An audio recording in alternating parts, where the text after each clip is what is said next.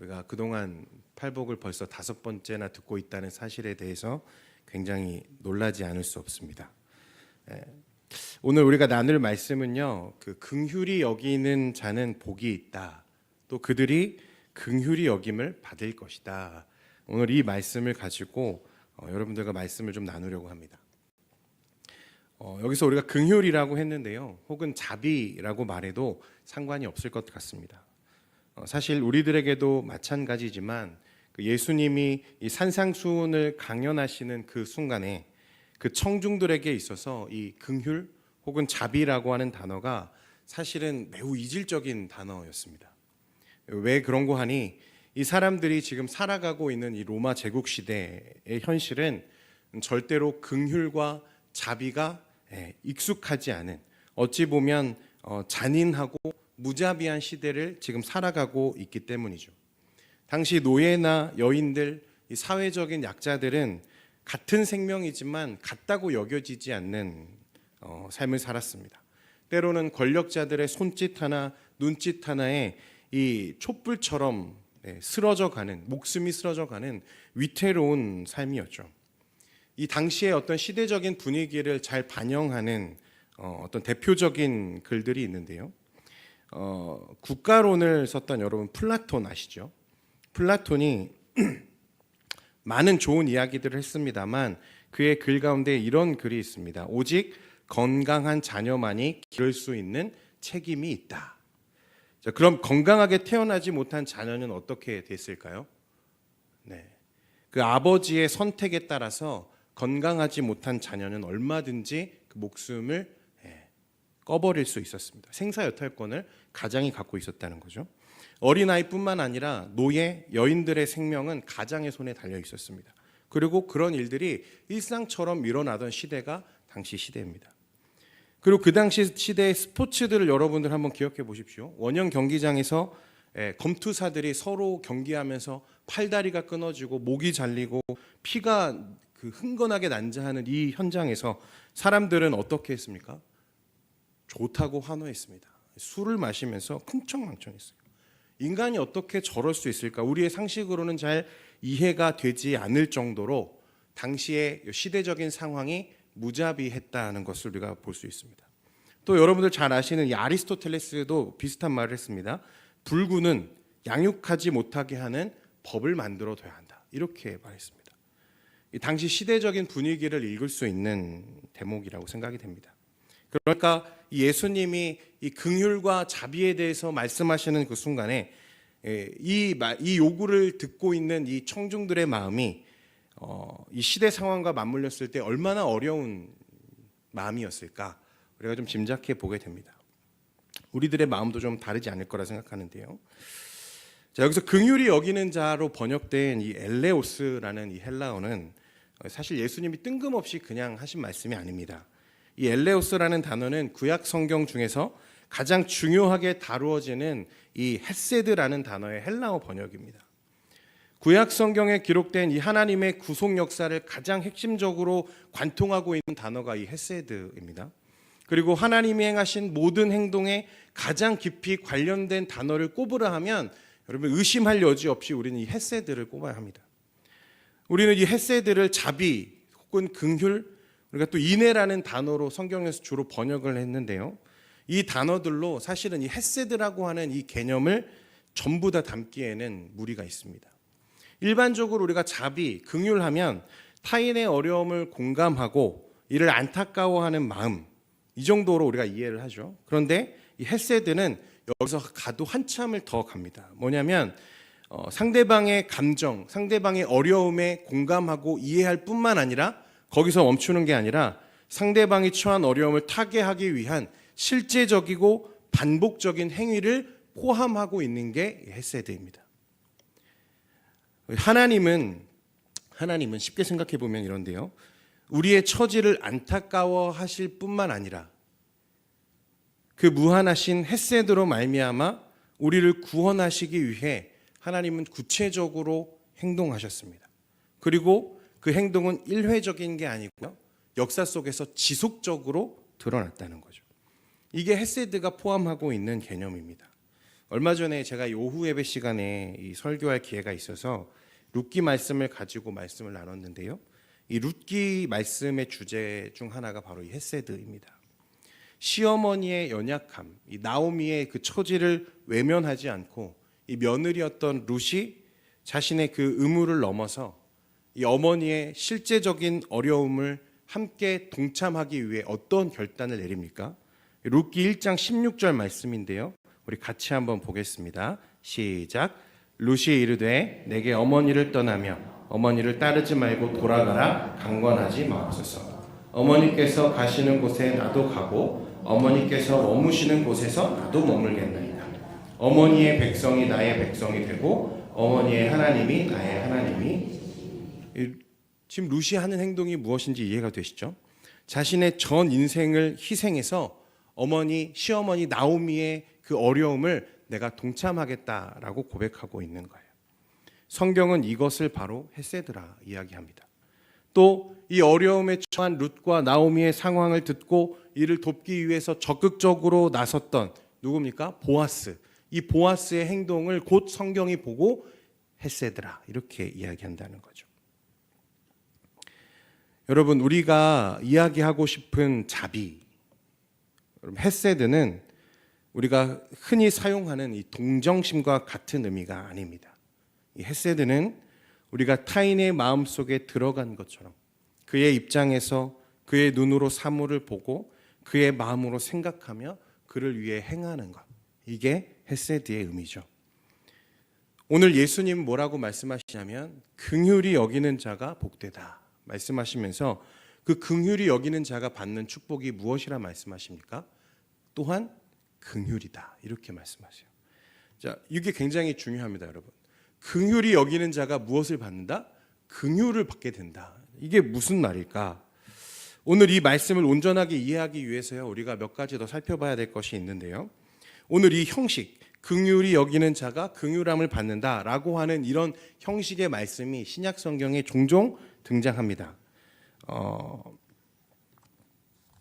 야고보서 2장 13절 말씀 우리 같이 한번 읽어보겠습니다. 시작. 긍휼을 행하지 긍휼은 심판을 이기고 긍휼이 행하지 않는 자가 어떻게 한다고요? 긍휼 없는 심판이 있다. 또 예수님이요 그 말씀하셨던 말씀들 중에 1만 달란트를 탕감받았으나 100데나리온 빚졌던 자신의 동료를 용서하지 않은 종에 대해서 말씀하시면서 마지막에 뭐라고 하시냐면요. 너희가 각각 중심으로 형제를 용서하지 아니하면 뭐라고 하셨죠? 35절 말씀 제가 죄송합니다. 9버전을 가지고 왔네요. 18장 35절 말씀을 제가 한번 보겠습니다. 너희가 각각 마음으로부터 형제를 용서하지 아니하면 나의 하늘 아버지께서도 너희에게 이와 같이 하시리라. 또 우리가 고백하는 주기도문에서도 우리가 우리에게 죄 지은 자를 어떻게 하죠? 사하여 준 것 같이 우리 죄를 사하여 주시옵고. 이에 대해서 마태복음 6장 14절 15절 이렇게 말씀합니다. 너희가 사람의 잘못을 용서하면 너희 하늘 아버지께서도 너희 잘못을 용서하시려니와 너희가 사람의 잘못을 용서하지 아니하면 너희 아버지께서도 너희 잘못을 용서하지 아니하시리라. 용서하는 자가 용서를 받을 수 있다. 자비가 있는 자만이 자비를 받을 수 있다. 여러분, 이것이 신약 성경의 일관된 교훈이라는 거예요. 여러분, 우리 이해를 돕기 위해서요, 우리가 아까 이야기를 했으니까 좀 더 깊이 이야기를 좀 나눠보겠습니다. 1만 달란트를 빚진 사람, 그러나 그 달란트를 탕감받았으나 자신의 친후의 100데나리온을 탕감해주지 않았던 사람.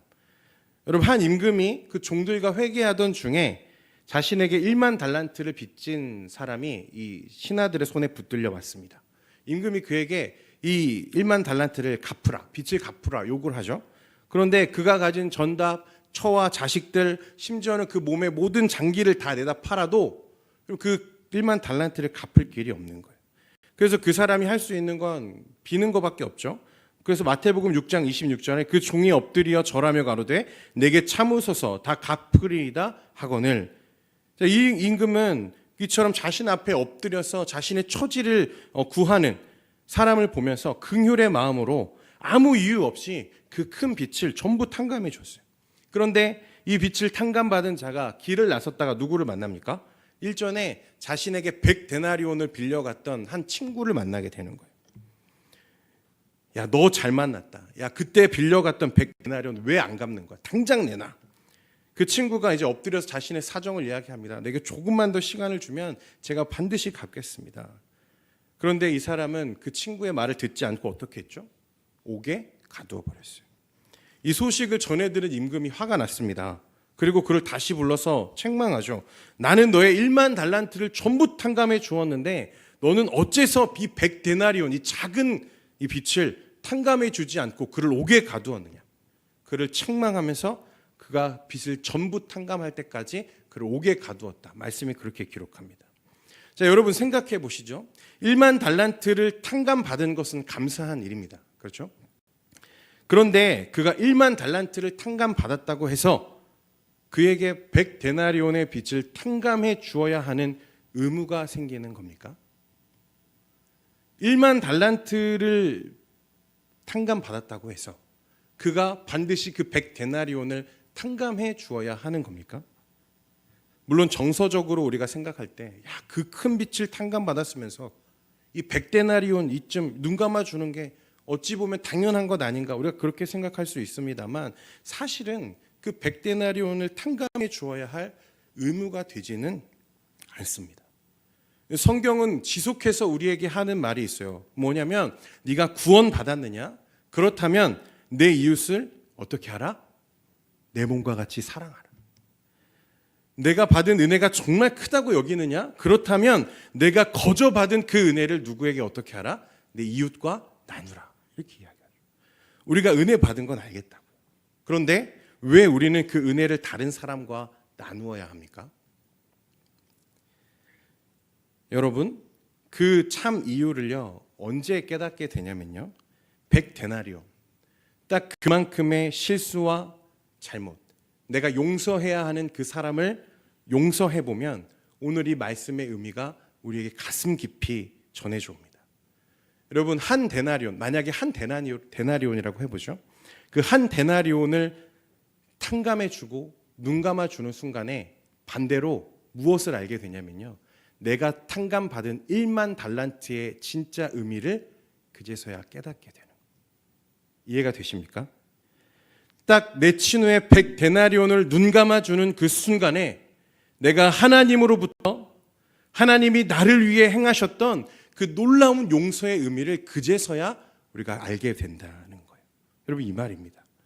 우리가 그 은혜를 나누며 실천하면서 살아갈 때 여러분, 반대로 우리는 어떠한 은혜를 누리게 되냐면 하나님이 우리에게 베풀어 주신 그 구원의 은혜를 우리가 비로소 느끼고 알게 된다는 거예요.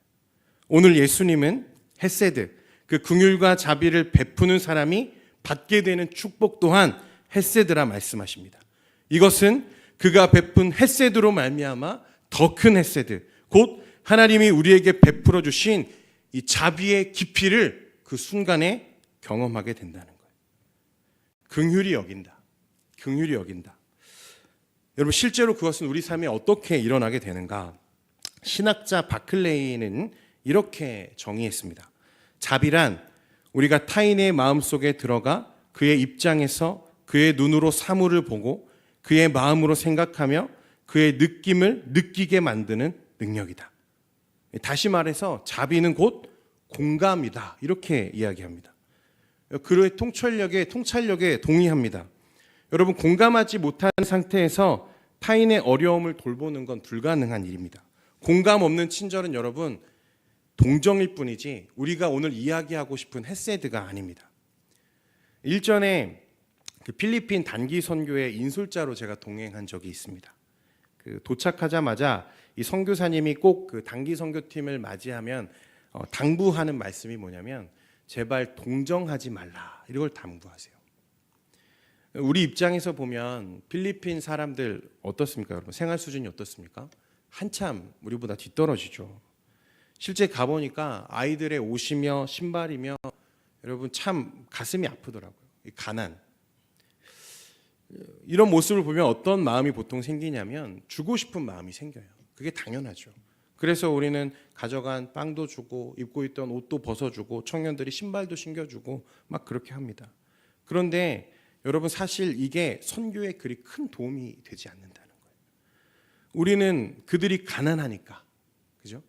그 가난이 그들에게 불행이라고 누가 생각한 거예요? 우리가 생각한 거예요. 그런데 실제로 그 사람들은 그 가난으로 인해 불행할까요, 여러분? 아닙니다. 그들은 옷이 없고 신발이 낡아서 불편하기는 하지만 불행하다고 생각하지는 않아요. 가보니까 놀란 게요. 필리핀에서 뛰어노는 그 아이들이요. 우리나라 학원과, 속된 말로 이 학원과를 뺑뺑이 도는 우리 학생들보다 훨씬 더 자유롭고 행복해 보였어요. 그런데 우리는 우리의 기준과 우리의 시선, 우리의 마음으로 그들의 생활을 바꾸려고 하는 거예요. 실상 우리가 주는 옷과 신발, 그것들이 그 사람들의 삶의 질을 그다지 높이지 못해요. 그런데도 우리는 우리 마음에, 우리 생각에 이거를 줘야 되겠다는 이 동정심에 그들에게 이런 실수를 하게 되는 거죠. 필리핀 아이들이 원하는 건 우리와 친구가 되는 거지 우리의 동정을 원하는 것이 아니라는 거예요. 그래서 선교사님이 가면 하시는 말씀이 제발 동정하지 말고 좀 사랑해줘라, 이렇게 부탁을 하세요. 공감이 결여된 이 친절은요, 여러분 동정으로 흘러버릴 수 있습니다. 물론 동정이 나쁘다는 건 아니에요. 그것도 참 귀한 마음입니다. 그러나 우리에게 필요한 것, 오늘 우리가 나누고자 하는 건 긍휼, 하나님이 말씀하시는 이 헤세드, 이 자비이지 동정이 아니라는 것, 우리가 좀 구분해야 될 필요가 있습니다. 우리가 평소에 행하는 이 동정에서 비롯된 선행들, 여러분 그것을 성경이 헤세드라고 말하지 않는다는 거예요. 우리는 이 잘못된 친절에 대한 이야기를 성경에서도 하나 발견하게 되는데요.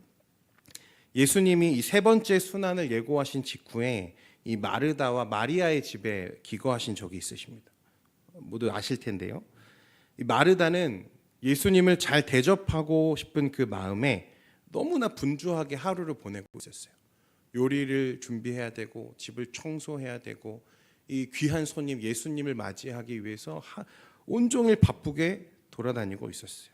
자신의 마음은 너무나 바쁜데 예수님 옆에 탁 달라붙어 앉아가지고 자, 언니가 주는 음식 낼름낼름 받아먹는 이 마리아가 얼마나 얄미웠는지 마르다가 참다 못해 예수님께 불평을 쏟아놓습니다. 예수님, 저 마리아를 왜 책망하지 않으십니까? 저를 도우라 말씀하시지 않으십니까? 여러분, 마리아를 비난하는 것 같아 보였지만 사실 그건 누구를 비난하는 거예요? 예수님을 비난하는 거예요. 어째서 마리아를 나무라지 않느냐? 마르다의 의도와 마르다의 행동이 여러분 틀린 것은 아니죠. 그렇죠? 그는 선한 마음으로 그렇게 했습니다. 그런데 마르다는 예수님의 마음을 헤아리지는 못했어요.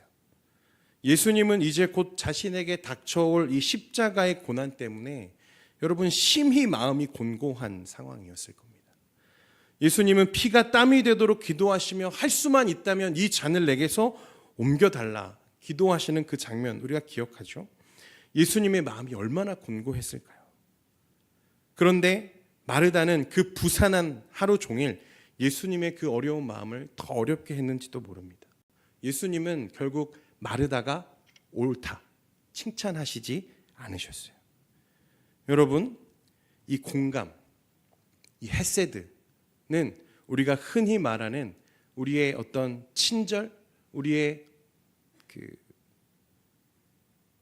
동정, 이것과는 확연히 우리가 구분해야 될 필요가 있다는 것을 기억하기를 바랍니다. 사실 우리는 이 세상에서 가장 완벽한 이 공감의 예를 잘 알고 있습니다. 그분도 역시 예수님이시죠. 우리는 예수님을 통해서 왜 공감이 또 이 자비와 같이 이해되는지를 보게 되는데요. 히브리서 4장 15절 말씀 같이 읽겠습니다. 시작. 우리에게 있는 대제사장은 우리의 연약함을 동정하지 못하실 이가 아니요 모든 일에 우리와 똑같이 시험을 받으신 이로되. 예수님은 우리의 마음에 공감하시기 위해서 여러분 사람의 몸을 직접 입으셨습니다. 사람과 같이 생각하고 사람의 고통을 이해하시려고 하나님이신 예수님이 직접 이 땅에 내려오셨어요. 예수님의 성육신이야말로 우리의 처지를 완벽하게 공감하신 하나님의 자비의 사건이었습니다. 여러분, 예수님은 우리를 구원하시기 위해 혀를 찢찢 차시면서 아유 불쌍해서 어쩌냐 그렇게 말씀하고 가만히 있지 않으셨어요. 예수님은 하늘 보좌를 버리고 이 땅에 오셨습니다. 그리고 스스로 그 골고다 언덕길을 십자가를 지고 올라가셨어요.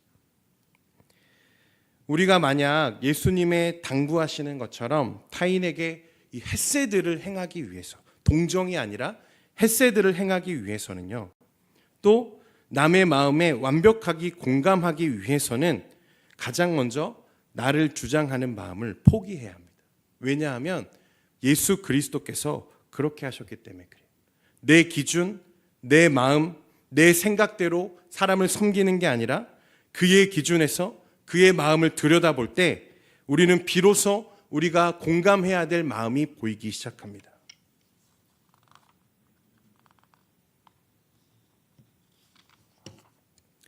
나를 포기해야 그가 보이기 시작한다는 거죠. 그리고 나를 포기하고 그 사람의 마음을 헤아려 본 사람은 또한 무엇을 알게 되느냐면 나를 위해 하늘 보좌를 버리시고 모든 영광과 존귀를 내려놓고 이 땅에 오신 철저하게 낮아지신 예수 그리스도의 이 헌신과 희생, 그 깊이를 이해하기 시작한다는 것입니다. 주 안에 사랑하는 성도 여러분, 이 하나님의 헤세드 그 자체가 예수 그리스도이십니다.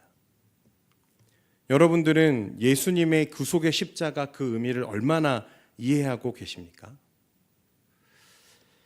설교하고 있는 저도 이 설교를 준비하면서 되게 놀랐는데요.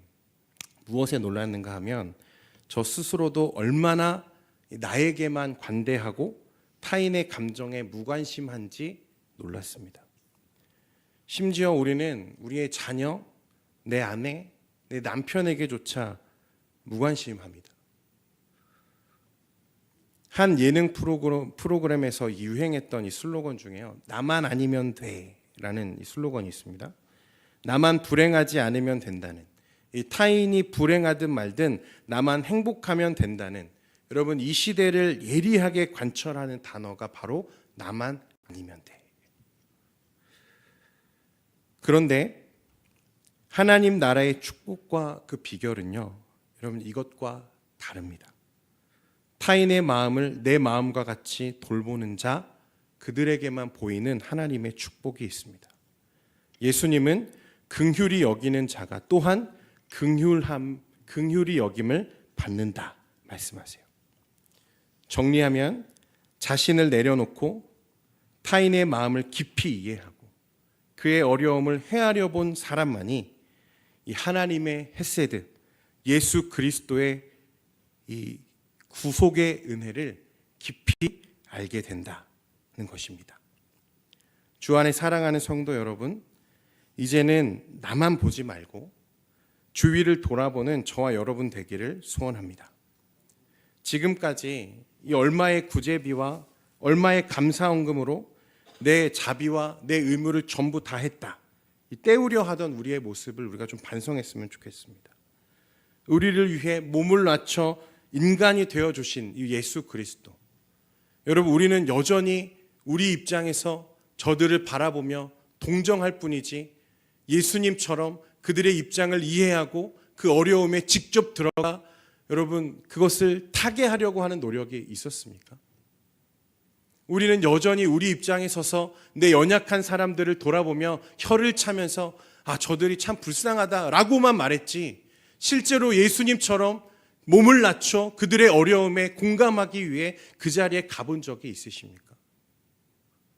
여러분 얼마나 우리가 타인의 감정에 무감각한지 오늘 이 시간 하나님 이 말씀을 통해서 우리가 좀 되돌아보는 시간이 되기를 소원합니다. 여러분 우리가 예수 그리스도께 1만 달란트를 탕감받은 사람들입니다. 아무 이유 없이 여러분 그 큰 빛을 하나님 모두 다 탕감해 주셨어요. 그런데 여전히 우리는 내 옆에 있는 지체들의 연약함을 돌아보지 못하는 이 강팍한 마음들이 우리 안에 있지는 않습니까? 긍휼히 여기는 자가 누리는 축복을 오늘 우리가 기억하기를 바랍니다. 긍휼히 여기는 자는 복이 있나니 그들이 긍휼히 여김을 받을 것이며. 오늘 우리가 행하는 이 자비, 사실 여러분 뒤집어 놓고 보면 예수 그리스도의 은혜를 알지 못하는 사람이 여러분 예수님이 말씀하시는 긍휼을 실천할 능력이 있겠습니까? 예수님의 긍휼을 체험해 보지 못한 사람이 여러분 과연 다른 사람에게 그와 같은 긍휼을 행할 수 있겠습니까? 불가능하죠. 여러분들만 가능하세요. 이 세상에서 유일하게 여러분들만 예수님의 이 긍휼과 자비, 헤세드를 이 세상에서 실천할 수 있는 사람들이라는 거예요. 왜요? 우리는 이미 예수 그리스도를 통해서 그 헤세드를 경험했기 때문에 그렇습니다. 그러니 마땅히 우리가 주변에 있는 우리의 연약한 자들을 돌아보면서 여러분 기도해야 할 의무가 우리에게 있지 않겠습니까? 이 세상을 향해서 예수 그리스도의 이 헤세드를 우리가 세상에 드러내야 할 우리가 책무가 우리에게 있지 않겠습니까? 오늘 이 밤에요. 오늘은 나 말고요. 내 옆에 하나님이 붙여주신 연약한 자들. 우리 지난 시간에 담임 목사님 설교를 통해 듣지 않았습니까? 하나님이 우리에게 붙여주신 긍휼이 필요한 사람들이 있습니다. 오늘 이 밤에 우리 그들의 마음을 위해서 함께 기도하는 오늘 이 시간 되기를 주님의 이름으로 축원드립니다. 기도하겠습니다. 거룩하신 하나님 아버지, 우리의